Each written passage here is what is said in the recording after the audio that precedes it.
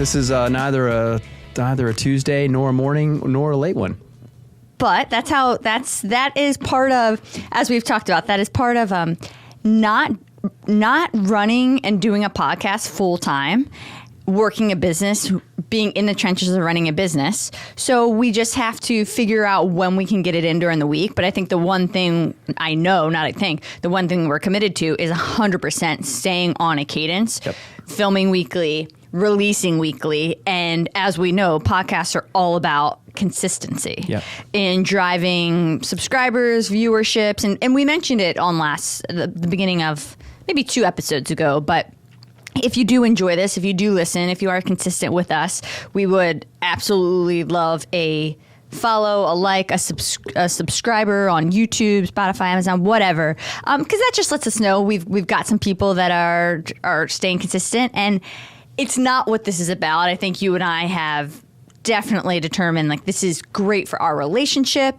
Hopefully we can give some motivation, some education, talk about how we screwed up along the way. But certainly that extra, is it incentive, I guess? Knowing people are listening along with us. And it's great to see that. No human being would disagree. We all want to be doing things with other people and enjoying it together. Yeah, I think there's a motivation internal and then an inspiration. A lot of the conversations that I have with people about their experience of our podcast is that was so inspiring. I really needed that. I was talking to one of our great friends, Nicole Lynch, today, and she said, God, I've promised to listen so many times I get sidetracked, and Nicole is one of those badass females that we talk about.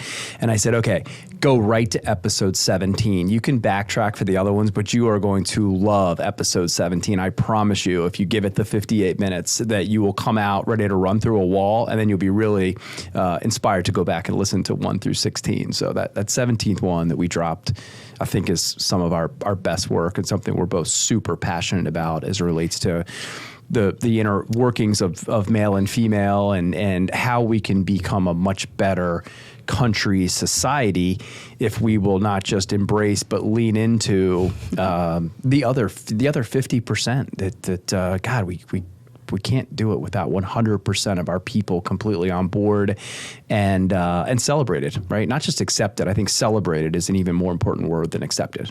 Yeah, but regardless of topic, we're just getting more comfortable and better at doing this. Everything is about consistency and practice. We know that. Yes, it's no secret. So I the mundanity of excellence.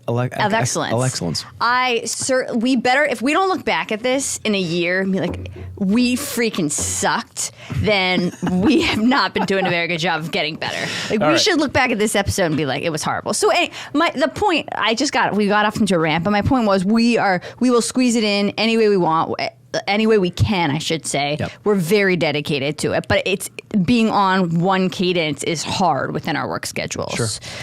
So we had a very interesting, we talk about emerging thought leaders a lot, and we've got a group, a combined APC, TCS, Tegler Construction, Arnold Packaging group. It's not just younger employees, it's also new employees coming together once a month for breakfast, and one person presents a certain topic, usually backed by a TED Talk or a video, and then we just have an open discussion about this particular topic, how people feel. And it's 2 things. I think it's one way to really, well, it's more than 2 things, but one way to really connect with your colleagues and your teammates and open up and be a little bit more vulnerable and talk about things that are not necessarily work related. It's definitely a bonding. For you and I, it's absolutely a learning experience where we can learn about our teammates, what they're feeling, what they want. For us, if we're not listening, we're absolute morons. Mm-hmm. I mean, the whole point is to understand your teammates better so we can build organizations that support how they're feeling, what they want, all of those things. So it's really beneficial in many ways. But it's just a lot of the times we play off of very recent things. And the topics that we talked about is something I think a lot of people would get a lot out of. And do you want to, I'm going to punt to you because I've been talking for way too long here. How the meeting started which isn't really what I think we want, how what we got into about the younger generation and what they can bring to the workplace, even if they don't quite have, well, they won't have the experience, the wisdom. There's a lot of other things that they do really well that they can bring to organizations and that we need to be aware of and tap.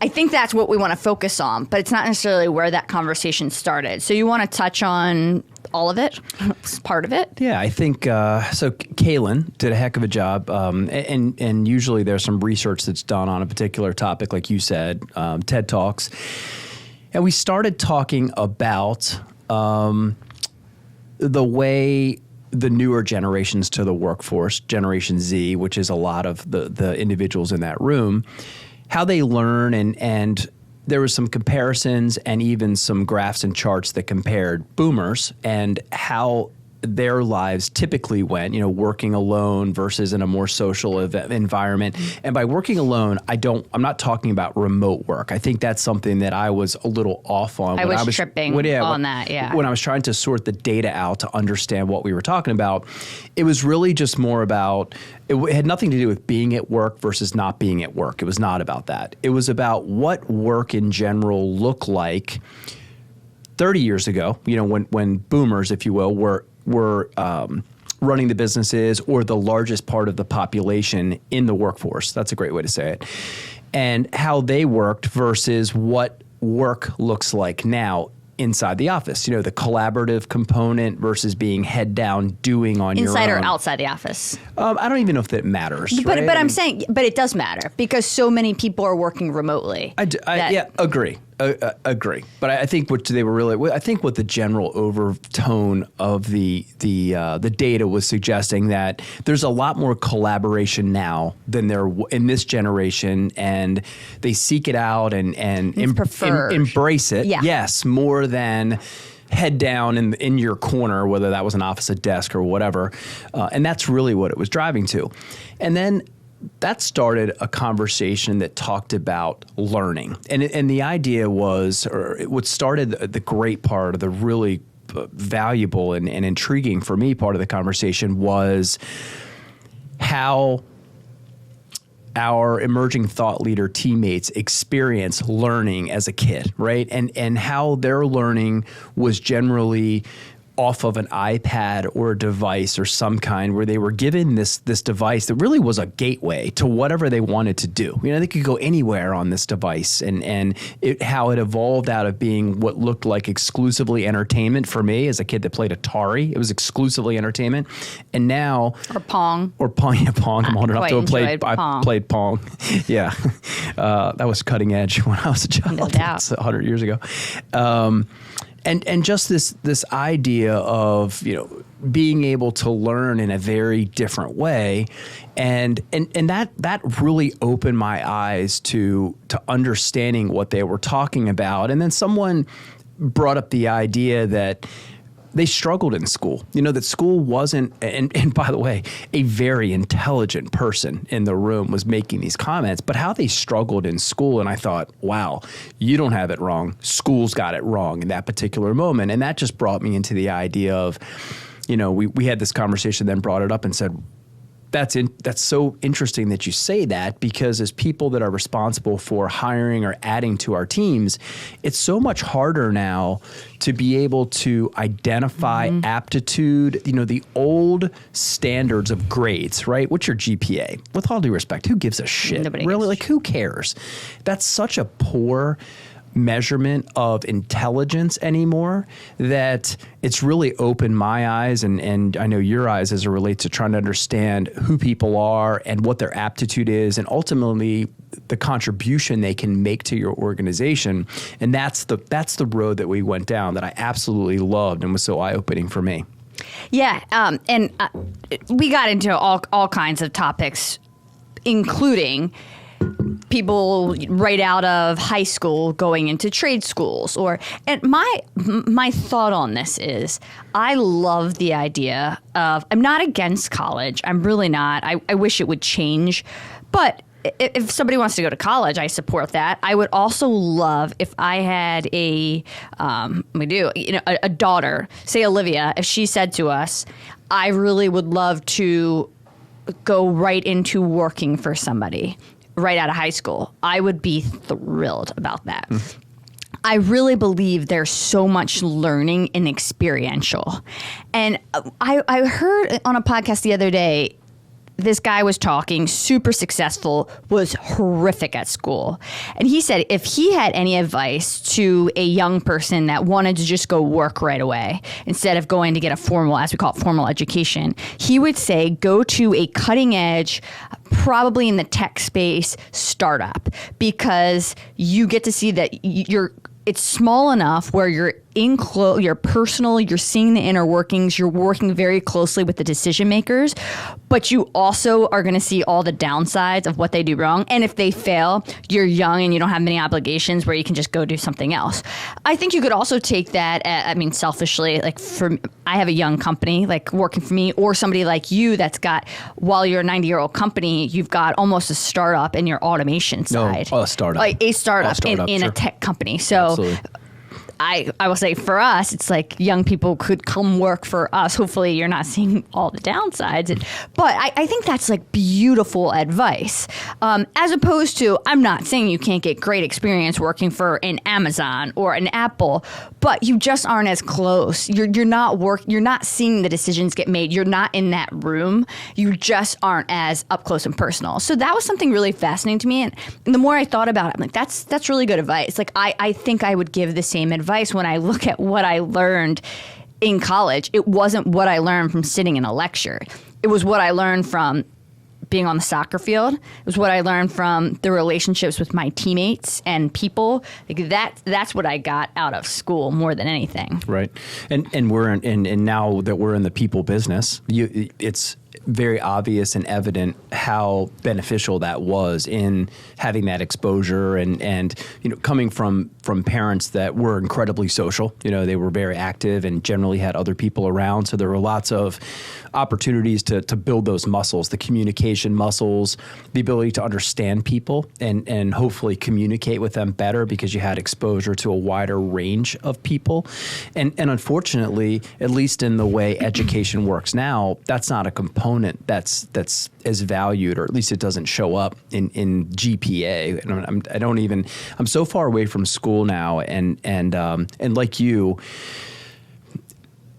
trying to figure it out, right? As far as how to value incoming candidates and what right looks like, and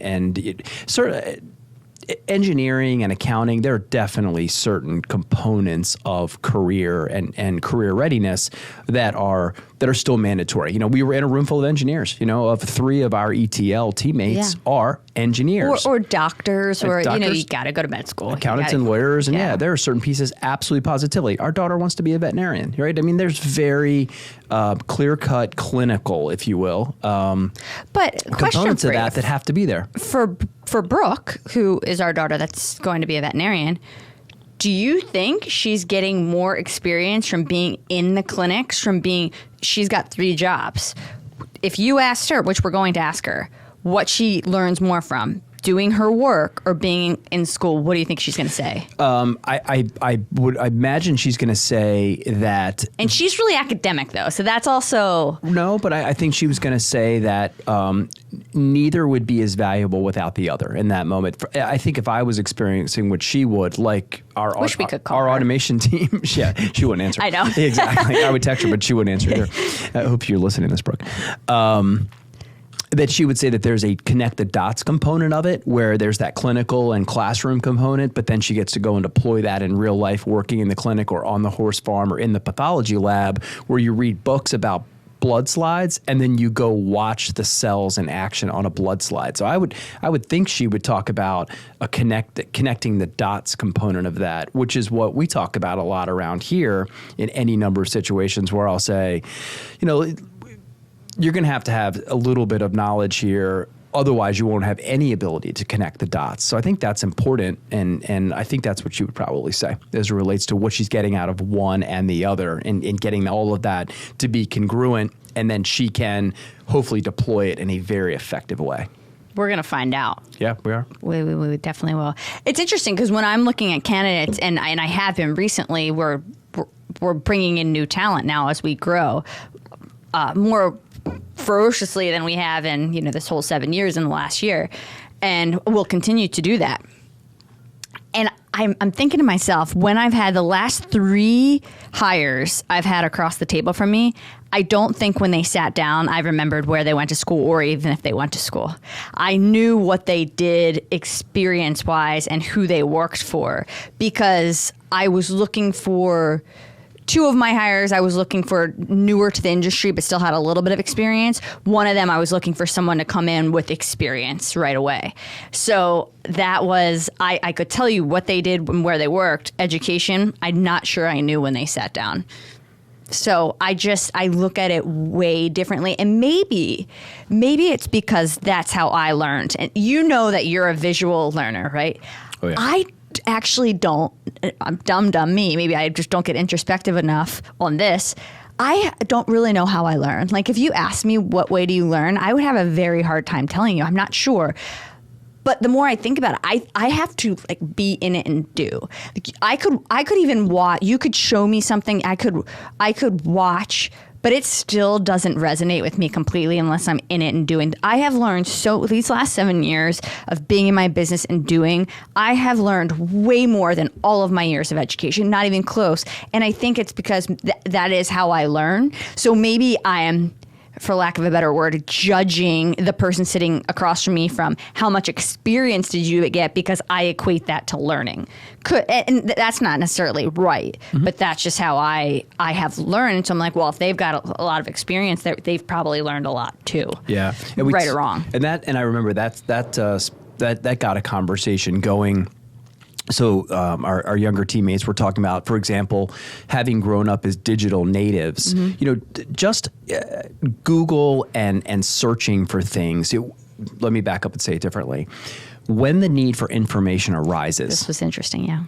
Their approach is completely different, right? It's the idea of going to Google or YouTube, right? Number 1 and number 2 search engines or on Earth is muscle memory. It is completely part of their psyche as it relates to informational availability. Where some of our older, more experienced teammates, that doesn't even occur to them. It's just not ingrained that way. So, case in point, one of our favorite teammates said, "I really didn't learn nothing. I really didn't learn anything in college." That's exactly what she said, and one of our brightest and most capable. And just went on to add on to that and say, what I've really learned is the human component, and I've figured out where I fit in the organization by helping people get where they want to go. And it might be as simple as... Well, she said bridging the gap. Bridging the gap. Which I can't let go of that because... Yeah. And we'll get it. I want to get into this more little later. But. Yeah, she did. She said bridging the gap. And she meant between generations, really. She did. Yeah. The specific example she gave was one of our older teammates had a question and presented it to her, and she immediately went to Google, the same Google he had access to on his computer, and presented the information back to him, and then showed him and talked him through something else that he was struggling with. One of them was a Fitbit. So someone had a Fitbit and knew a little bit about it, but didn't know how to download couldn't particular. Get it synced, right? Couldn't get it synced, stuff like that. She's like, I'm going. One of your guys that has been here a while, working in the back, didn't know, would write everything on paper. She showed him how to translate. Translate that to email. And if you haven't done it, you haven't done it. That sounds trivial to some people, but if you've been doing the same thing for 20 years, so coming in and being somebody that can just bridge that gap or be a liaison, that is such a value add to a company. Yeah, no, absolutely. And she doesn't have more wisdom or knowledge. All these people have 20 years more industry knowledge. Yep. But she comes in and immediately, maybe consciously, maybe unconsciously, but identified a value add role. She does a lot more than to bridge the gap, clearly. Sure. But she's very good at what she does and has a lot of industry knowledge too, but not as much as them. So she comes in and identifies, I can be really helpful here. And then also on top of that, talk about team, the rapport that establishes with your teammates and the trust and everything you're looking for in building a culture as an employer. Yep. And that got us on to, I think you asked the question to the group was, stop and give it some thought for a moment.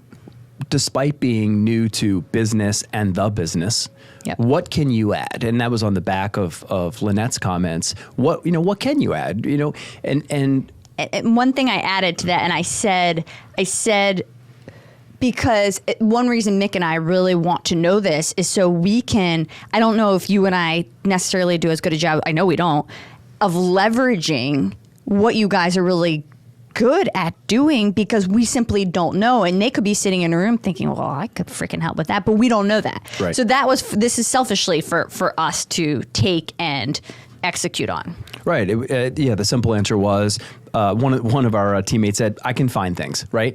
And because of growing up or having been associated with those search tools, just like Google, the ability to find information, the investigative and research component that they're very, very good at is something they can add value immediately to any number of parts, whether it's guys on the operations teams that haven't had that exposure, simple things like email, learning to communicate more effectively, and all of that, is personal productivity. The guy sending an email versus, I promise you, if he wrote it on paper, he walked it up to the front. All of the things that go into that.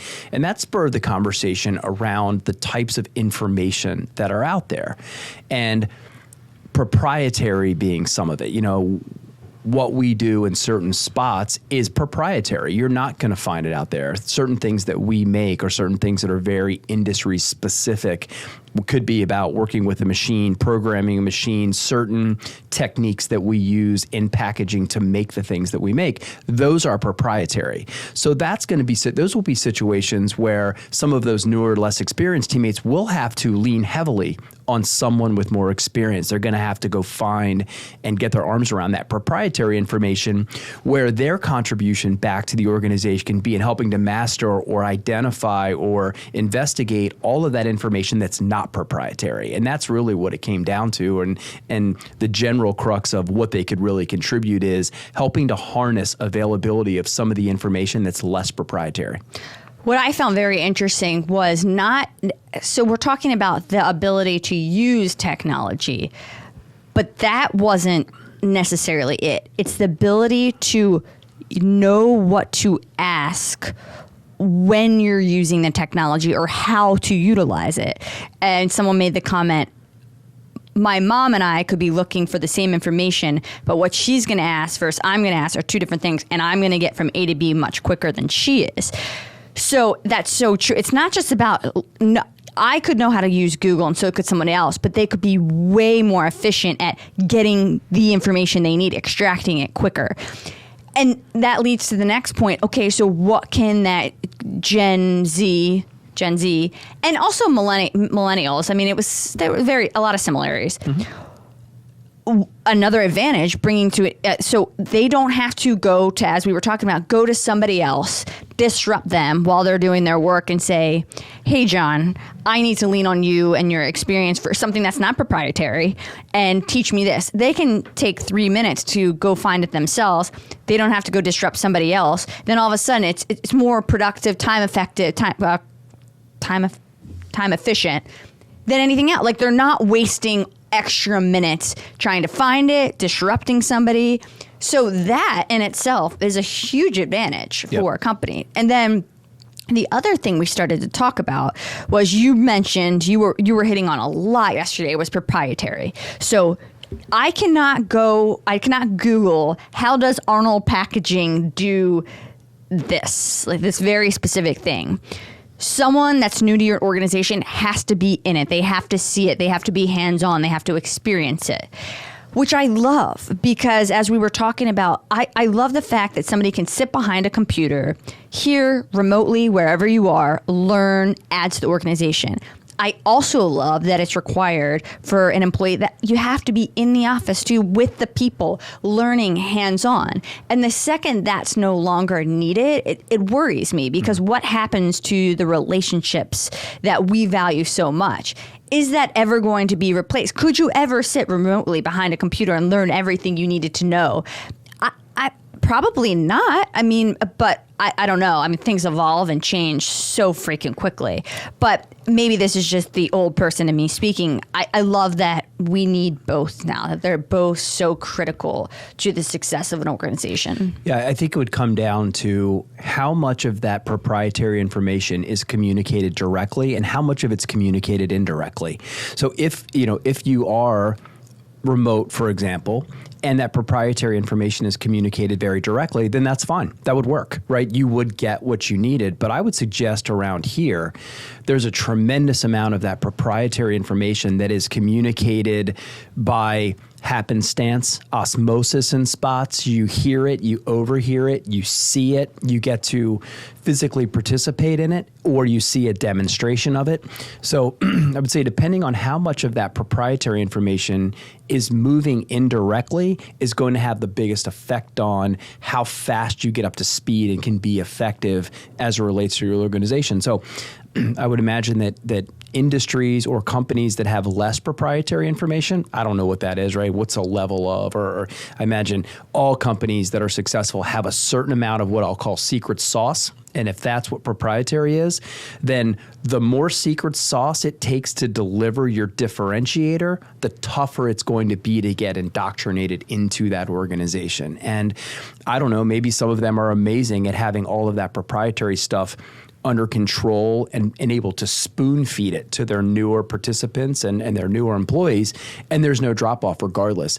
I don't experience us to be that way. I think a decent or significant amount of that proprietary information is moved indirectly in and around, or for being around, or listening to a conversation, watching something. I think a lot of that is moving indirectly, which would have a huge effect on where you are. Yeah, I think I'm about to debate myself. I love it. And be on the other side of the table, because as you're talking, I'm thinking to myself, I think it's really industry specific, because for what you guys do, I do think a lot of it is required to be in the back with your manufacturing and your distribution. But for what I do, like we aren't making things. We are not a manufacturer like you guys. You're making things. We're a distributor. So as I'm bringing new employees on, we're really lean. I need to figure how to indoctrinate them or get them up to speed quickly. So I've been identifying new technology to be able to do that. One being, I don't know if it's new, but I just identified it's new to me, looms. Mm-hmm. So it's the video where I can take them, I'm giving them tutorials. So I'm going through the screen and showing them how I'm doing stuff, but also I'm talking on the side. So, and I can send, so anything I want to do, it's like a video tutorial, but also very personal, because I'm also talking in the corner. I'm pointing things out. It's also, you get captioning, all kinds of stuff. And I have utilized that to spoon feed it, and whenever they get a chance, whenever they're coming up with that task and they don't know how to do it, they can pull that Looms video up and watch it. So that's certainly a technique where if it's something specialized to Tegler where they can't just watch a general tutorial online, they can pull that up. So, I mean, there are certainly ways to do it, but my other argument, maybe that's a little bit more collaborative sometimes, but not really. I mean, they could be watching a video that I shot a year ago, but it's a really good way for an employer to capture all this content, and even if it's proprietary stuff too, where you've got this like a library of content, you onboard and they're just going into these Looms video and learning themselves. I think even better. I think the proprietary components or make Loom beautiful. That's exactly the type of things that I believe you'd want to get into that platform and make available, right? I mean, I think the proprietary stuff is beautiful for that platform. But then, I mean, you're going against what we're talking about here, is needing to be in the office working with people, and I think we're coming to the point where you probably don't learn everything proprietary. No, I'm not. That's not where I'm going at all. Where I'm saying, but it's a fact. What I'm saying is that because I've had a lot of thoughts about our training priorities since we had that meeting the other day, and really just the idea that we should be very intentional about understanding what parts of our business are proprietary, and then once you do that, then I think the next step is to identify the most efficient ways to deliver it. So what I'm saying is that I think Loom, for example, there's lots of platforms like that, but I think Loom for certain proprietary components is a beautiful platform. And you know, if you're in a business that doesn't have a manufacturing component or a maker, then maybe Loom handles all of your proprietary needs, and that would be fantastic. Or scary, because then you don't need to collaborate. Or scary, yeah. But I I wouldn't think that just because that would be information and only information. I think there's other benefits to the presence, but it's completely changed my thinking, or it's maybe consider my thinking about how we train differently. I never stopped to think about, excuse me, segmenting information between proprietary and non-proprietary, and how to lean into delivery of the proprietary components that are part of the secret sauce delivery of Arnold packaging or Arnold automation. I think, at least I'm using the term proprietary way too liberally, or maybe incorrectly. For me, it's not proprietary. For me, it's just anything that is special to our business. That's exactly what proprietary is. Yeah, okay, but I think I would look at it differently. I think if you look up the definition of proprietary, either way, I don't know what the formal definition. That's what I mean. So just something that's even if it's a mainstream construction protocol, a little nuance that we have on it inside of we call it Taylorizing it inside of our business. Yeah, I think I would just use it. So just to get this out for everybody who's watching, I would consider proprietary things that just generally weren't available everywhere else, right? That you wouldn't easily find. The thing I was thinking about too, when you were talking about Melissa, who was talking about how she and her mother Google something and she gets there much faster. It was something that occurred to me, and I've always said along the way, it's easier to ask than think. And I would say that in a very frustrating way. When I would be out in the field for a number of days, I'd come back and sit at my desk, and I would find this endless parade in front of my door while I was there. And I thought, oh my gosh, like it hasn't stopped. Were you holding these questions for me? What were you doing in my absence? What if I never came back? What was going to happen with the answers to these questions? This group, or these younger individuals, willingness and really just second motion to go look, right? It's the exact opposite of standing in front of someone's door. They would attempt to figure it out using all of the general information that's available. And then when they failed and still didn't get what they want, then they would come and stand in front of the door. And that could actually be viewed, if you didn't consider it, that could actually be viewed as a lack of engagement. Like, how come no one stands in front of my door anymore? Because they're using all the tools that they have to not waste your time and not waste their time. That's a beautiful thing, but it could be looked as a lack of engagement. But that's what we were just talking about, not having to disrupt somebody because you figure it out, that figure it out factor. That's my point, though. Imagine that you never came down the hall and stood in front of my door. I'd be like, what's wrong with Britt? She never comes down and engages anymore. Meanwhile, she's just over there being productive as hell, which is actually what I want. No, I'd be ecstatic about that. I know. If you tied them together, you would. Yeah, exactly. So where was I going? Yeah, and I think everybody just wants to shit on the younger generation. They hide behind technology, but that's so not true. That's such a negative way to look at it. I mean, bringing in young people to the organization we need all kinds, all generations, all people, but they have so much to bring. If we focus, just like on any other generation that has their struggles, and we focus on the negative, we're going to find it. But if we look at everything they can bring to the table, and I don't even know that we identify or utilize as much as we can, but it's so, I don't just want to be, we all know the younger people are better at technology, like duh. Sure. They grew up with that, of course. But just beyond that, beyond just leveraging the technology, what can they do? And that's why Lynette's comment about bridging the gap was so intriguing to me, because that's taking it one step further. That's taking it because I know I have this skill set. I can bridge the gap between my teammates or something that they do that they can be better at. So that's what I was looking for. I wasn't looking for, we know the technology, we can deploy it, or I was looking for more. And that's why I love that answer so much, because it was one of the few I felt like that was beyond just utilizing tech. I know that if we're looking at utilizing technology, I know who I'm going to. I do that. I know they can help. Right. But I want more than that. Sure. I'm trying to think of some of the answers. So in the general technology piece, the bridging the gap piece from Lynette was next level. It was like, there's like a super aha moment for us. I think one of the things I was taking a different angle on it, and I said I think one of the things that your generation, your collective generation, can bring to the table is the ability to level the playing field. And I want to extend even more than I said in that meeting. So what I meant by that, and we've talked about this before, is that there's a lot I'll talk about construction, my industry. So there's only 11% of construction is females. And a lot of the reason for that is in the past, you were in the field. You were relying on brute strength or the ability to use your body, your physical body to perform these tasks. Genetically, males are stronger, and so the advantage did go to males. And you could probably put that in the manufacturing space if you're on lines, if you're carrying heavy, whatever that looks like. But there are similar industries, similar. But that's slowly not becoming an advantage anymore because add in technology.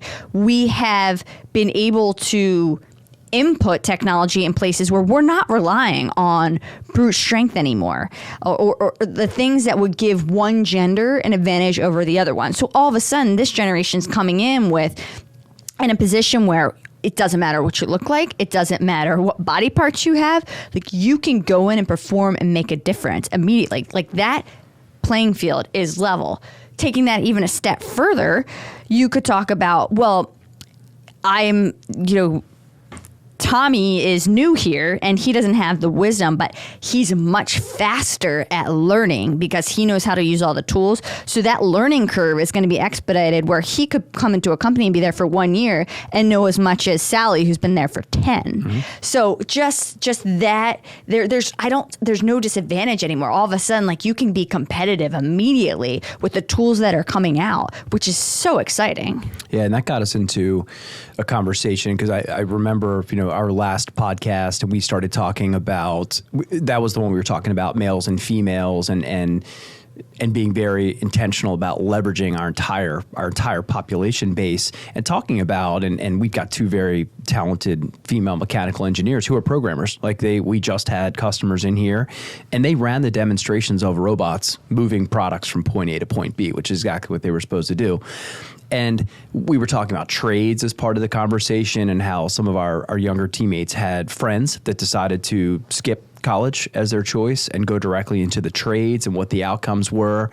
And that got us onto a conversation about, capitalism and how money is going to flow and affect that. I mean, it will be, there's just certain jobs that are no longer attractive, that no one wants to do, that have to be done. Right. And manufacturing and construction are two big industries where that's happening all the time, where people don't want to, the newer, younger generations may not be interested in working on a production line or doing some of those more manual tasks that would happen in manufacturing and construction, but they have to get done. So we talked about the trades, right? You can make a hell of a lot of money as an electrician or a plumber, and that's simply by virtue of the demand for those skills has not changed, but the supply has come down significantly. It's just economics 101 that will never change, and now we have all the demand, and maybe even more. If you look at all of the things that's going on in electrical and smart homes and low voltage and your garage door talking to your coffee maker, that demand actually could even be increasing, not decreasing. We know supply is absolutely decreasing. So the pay and the payment for being in the trades is higher.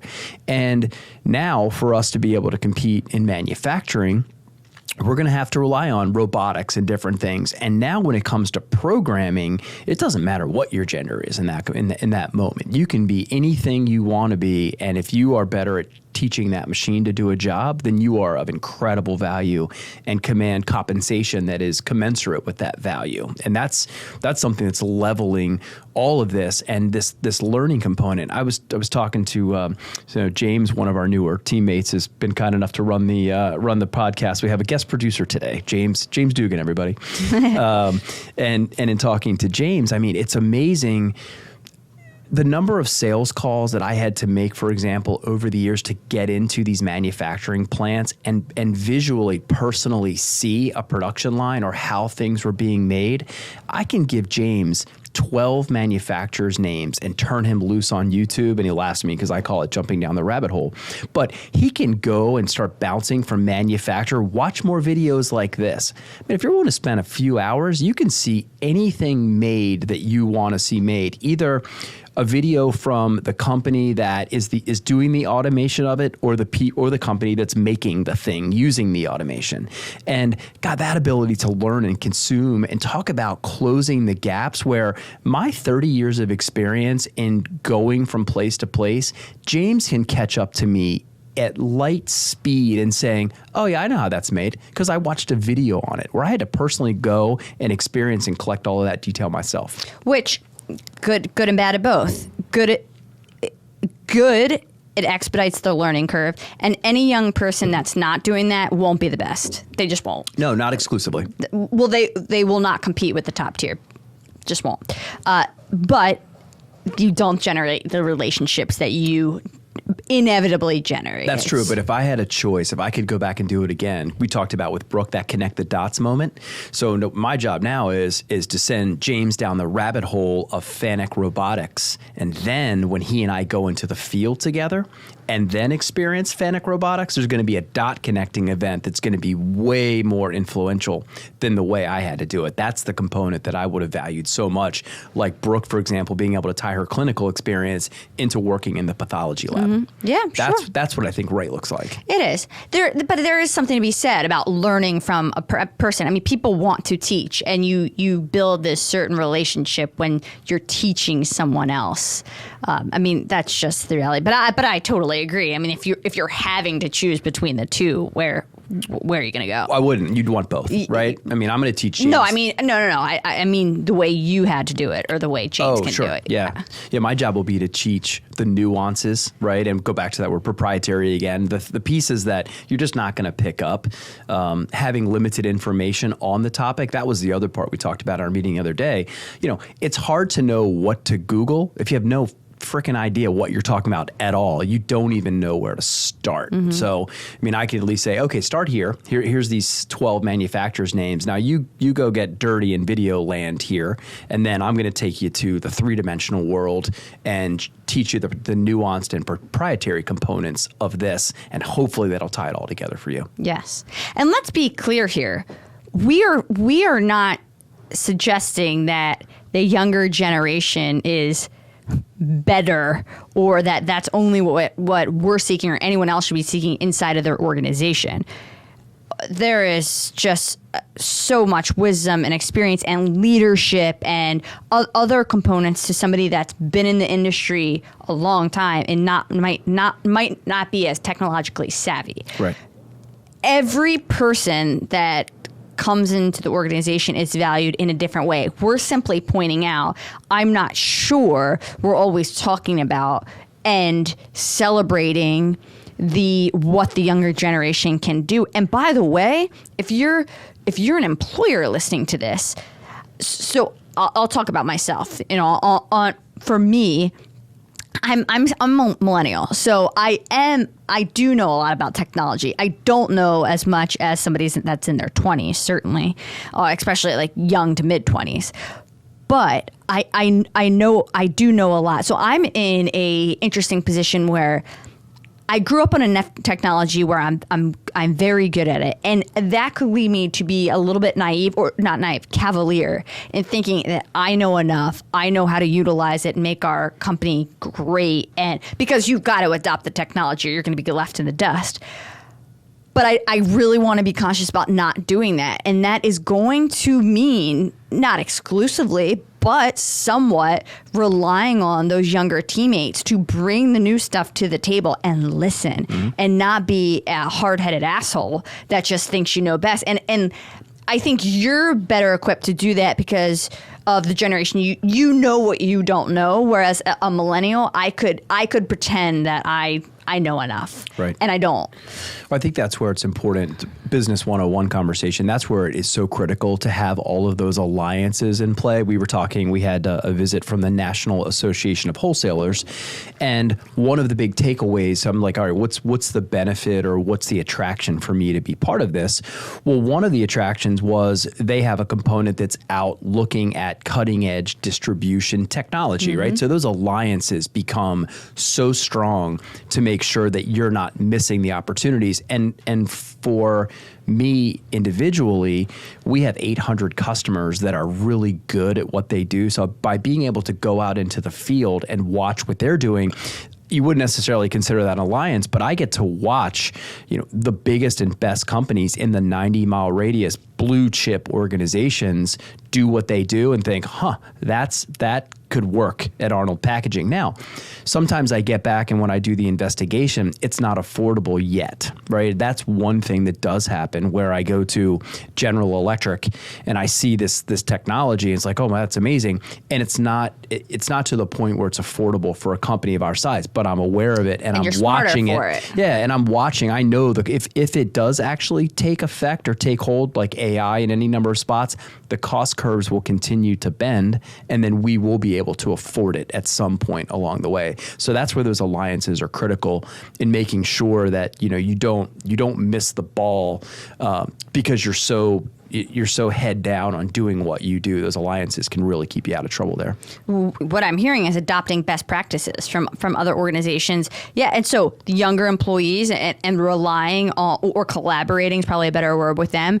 And then alliances also, if you're looking coaches, consulting, I think the whole business coach, like that can... how we feel about this. I'm watching you grimace in pain as you even form the words. It's such bullshit so much and so overplayed and just. But if you not in all scenarios, I am big fans. I mean, you have a business coach who I do. Is. Yep. I'm not going down that road because we'll be here for another freaking day. But I think if you identify the alliances or the coach for that specific reason, like I need help here, I'm not afraid to say it. We've been meeting with podcast consultants that can help us in certain parts. We don't know. We run businesses. We don't do podcasting. Right. Certainly our producer, Tommy, is really good at the film aspect. That's what he does. That's what he knows. But anything post-production, like we know nothing about. We do very little things as a hobby. Like we want to be really good at it. We're committed. Like we treat this just like we do our businesses, very much so. So we are looking for and identifying a potential partner who can teach us specifically post-production and how to do that on the podcast side. So if you're very aware in identifying it, then like those relationships, connections, mentors, consultants, alliances, that's all part of this as an employer. Like you have to lean on those. If you think you can do it yourself, you probably won't have a business in 5 to 10 years. Well, I think bringing this back to our original... Not a competitive one. Yeah. Or maybe not profitable one. Yeah. So Talk about hobby. Bringing this full circle, the aha moment for me was, and I think I even phrase it as a question sometimes as I will when I'm trying to get input from our whichever teammates, but this room in this day was... While I don't, someone new to the organization, while I don't have a lot of proprietary knowledge yet, I can still be incredibly valuable to the organization because or by. And what would you fill in there? And we filled in a bunch of those. And this is another one of those, right? I mean, your younger teammates can be working on things, right? If you don't know about it yet at all, clearly it's not proprietary to your organization. So there's a component that they can fill to be out there looking for, helping to identify those best practices, even though they don't have all the proprietary. What if they actually looked at an industry next door or tangent to your industry and said, I don't know, but over there they do that. And you'd be like, holy hell, I never even stopped to look over there because I'm so head down in this and so locked in on the proprietary stuff that we call secret sauce. I didn't even know they were doing it better right over there. So that's a role that can be played by your newer and maybe younger, maybe not. But back to that comment about being better at the technology side, maybe that's a huge role to play, even though they haven't mastered the proprietary yet. Yeah, fresh eyes, new perspective, maybe a little Naivety. Naivete. Whoa. Yeah, I can't even say it even though you just said it. It's French. But I was intending to use the word correctly. I do. That's right. Yeah, of course. But here is my devil. James over there laughing at you. Devil's advocate, which I said Evil's dadvocate last episode. Didn't even notice. So here's what I would say about this, which I make sure my younger teammates are very aware of. And I have one younger teammate, God bless. He came in thinking he was going to change the world in our organization. But when you don't, here's where this gets challenging, what you're talking about, deploying that as a younger, newer employee. When you don't know anything about the industry or the organization, you can't identify what would even begin to look helpful. So he came in thinking he was going to add all these new protocols and procedures. I'm like, this has nothing to do with our business, or stop wasting your time. I need you to learn the foundations and the basics of being a project manager. Right. And like I part of me, I didn't want to break his spirit because I loved the coming in, adding value, like wanting to be creative. But all I wanted him to do was learn how to be a great project manager, the very, very, very basics for 2 years. Then coming in and bringing in knowing enough where you could potentially bring. So that's a really hard balance. And I noticed that. So I do want younger employees to know that it's still A1A, learn become really good at your role and the basics, because you can start tripping on what's the value I can add and get frantic and oh my God, I want to add something new. Right. And that can disrupt your actual learning process of what you were brought in to do. Yeah. Squirrel syndrome. 100%. Yeah. With all the good intention in the world. Absolutely. And up to a point, as employers, we recognize that as well intended. You're like, oh, I appreciate the effort. I see what you're trying to do here. But after a while, it can become even disruptive. It goes in the opposite direction. So you definitely have to commit to the proprietary component too. You have to learn that piece. I mean, and to an employer, eventually it becomes super frustrating at the end because the job is not getting done. Right. And when that starts to happen, you have to make a decision. It can't. Once you continue to have that conversation, it doesn't work. So I just want somebody that's listening to this to be very mindful of that as well. If you can do a little bit of both, great. But first, just learn your basic role. Right. Well, just by virtue of being in business for 7 years or 90 years, probably reinventing the wheel isn't necessary. I think maybe maybe there's an in between. You might inflate the tires a little bit, or you might find some things to decrease friction in spots. Absolutely. Right. Less rolling resistance by inflating the tires. But a total redo is probably not necessary, or the company would have failed by now. But different. So I just made a new hire coming in with, on the accounting side, Marie, coming in with a breadth of very similar experience in the construction, already doing accounting. So she is in a different position coming in because she can immediately make changes. She already has the industry. She's already done this 100 times a different way. Right. So for her, she can maybe reinvent the wheel a bit more. I don't know that we could probably use a total overhaul, if I'm being honest. But so just recognize where you're coming in and where your most value add is. Milestones, people. Milestones, one at a time. But back to the employer side too. I mean, it's incumbent upon us as employers to recognize that there is all of that value there and meet closer to the middle versus, no, you're going to have to work your way up to where I am from a proprietary knowledge perspective. You're missing a huge opportunity to leverage their perspective just by virtue of them not being there that long. So it's really incumbent. I mean, my thought of leaving was, wow, I need to really be cognizant of while we're working with our newer teammates on teaching them the proprietary, how can we really lean in and leverage all of the other things that they're good at, that investigative component that they're really good at? How can we speed their training in the proprietary by leveraging how good they are at investigating? Things like that, right? Here, James, go look up Fennec robots. And then I know you're going to find all their competitors along the way. And I know you're going to find people making things. And you're going to ultimately come across all the people making things. And you're going to come back to me pretty solid. You're going to have an idea of the competitive landscape, the type of jobs that are being done in manufacturing using robots. So there's a piece of that and freeing them up to probably have a much more much more direct control over their training and getting up to speed faster. That was one of my big takeaways. Yeah. I also would like to congratulate you. Oh. Because you have, without question, set the Guinness Book of World Record in the last 24 hours. 30 hours. Oh, I can't wait to hear what this is. Of using the word proprietary more than anyone on whatever. Just saying, well, congrats. Should we go out later and celebrate?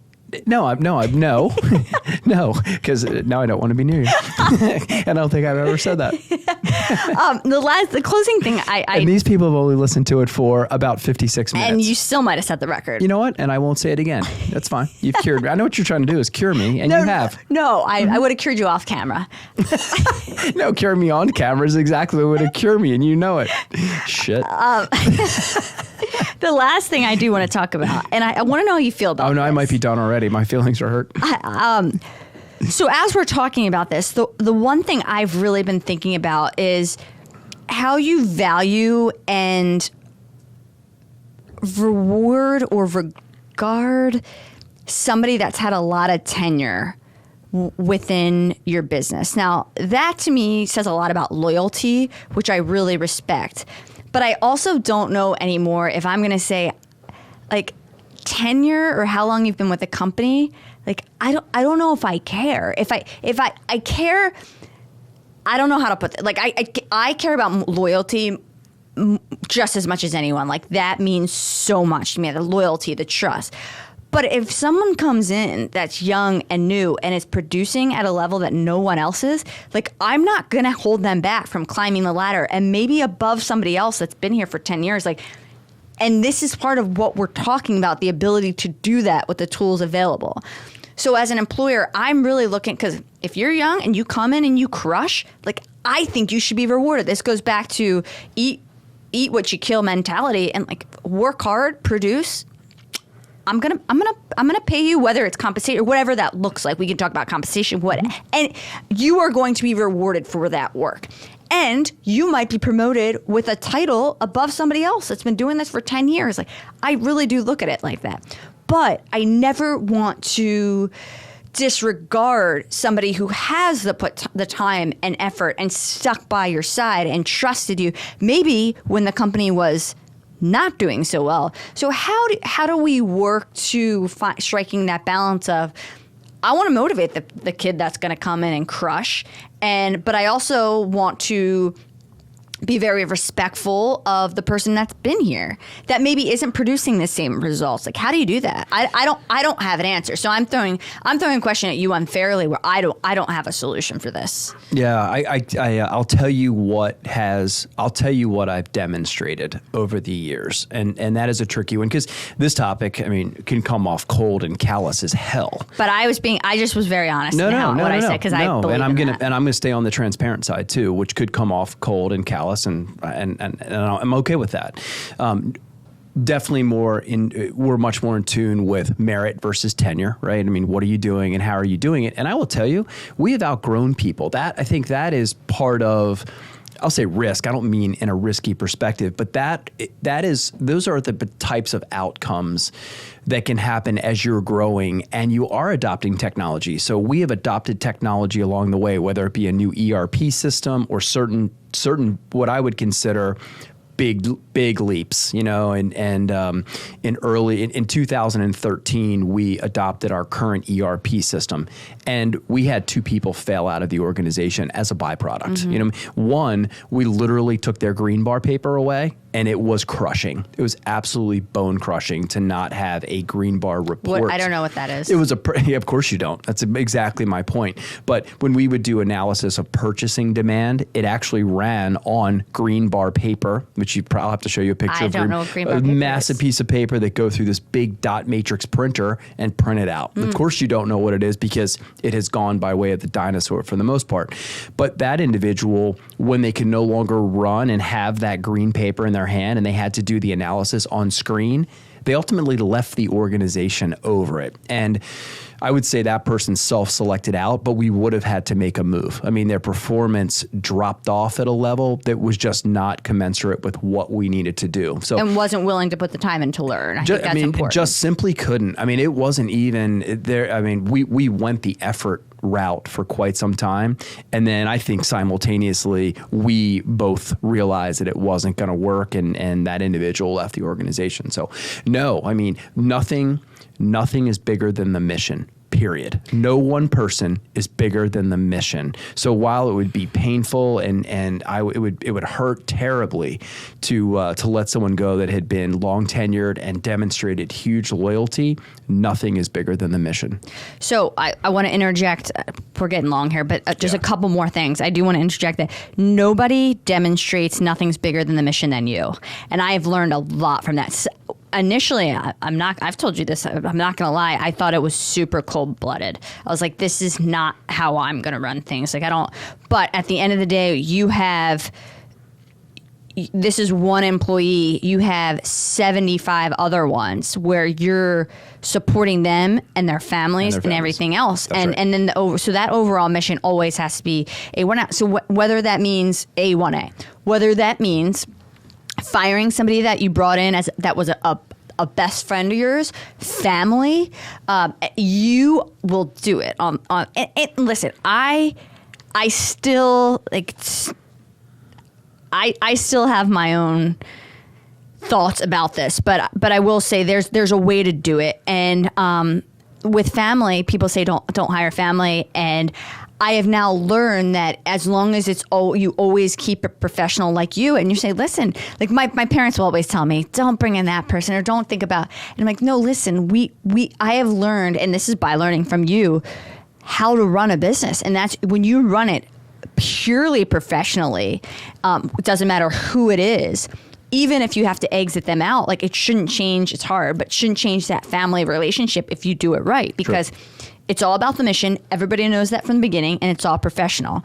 It doesn't always work out like that. It just doesn't. But you have been able to do that. And maybe it's just a lot of practice, but still, I think there are many people that have been doing it as long as you have or longer that are not able to execute like that. In closing, I will finish your sentence. I am willing to make that move when it becomes completely evident that there are no other options, and that's when it happens, right? I mean, it's not lickety split. It's over a period of time when it becomes completely evident that there are no other options. And you're right. I have parted ways with relatives, and I parted ways with best friends in the business because nothing's bigger than the mission.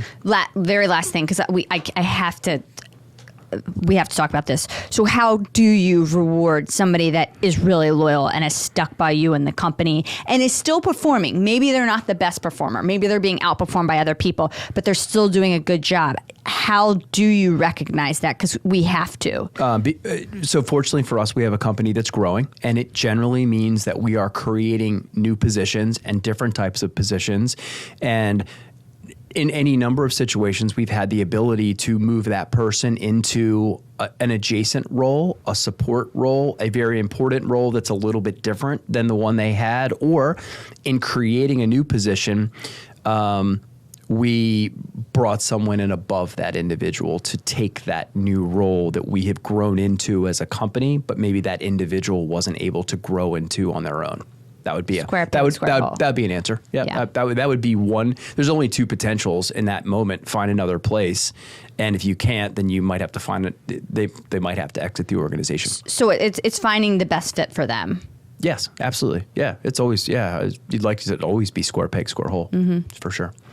Well, that was interesting. We bounced around a little bit more than we typically do, but I think if I had to summarize this back, it would be how do you get the best out of everybody in your organization, regardless of how old they are or how long they've been there. And then towards the end of our conversation, and if you realize at some point that you're not able to do it, what do you do? How's that? Bang. Soup to nuts. Yeah. All right.